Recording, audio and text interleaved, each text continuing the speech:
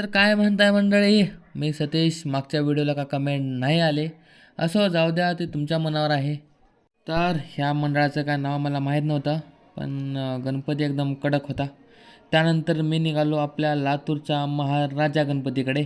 तर या ठिकाणी एक काका आले होते दर्शन घेण्यासाठी, आणि मेन म्हणजे त्यांना पायऱ्या उतरण्यासाठी प्रॉब्लेम होत होता.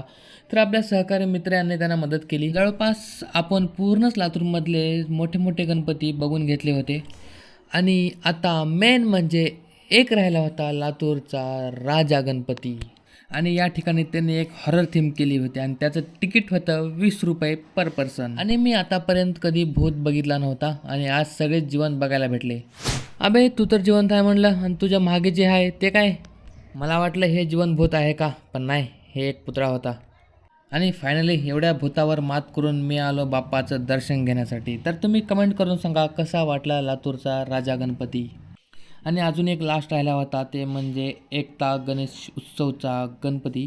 तर या ठिकाणी आलो आम्ही, आणि बाप्पाचं दर्शन वगैरे घेतलं, आणि निघालो वापस माझ्या घराकडे. जर हा व्हिडिओ लास्टपर्यंत बघितला असाल तर फॉलो करून घ्या.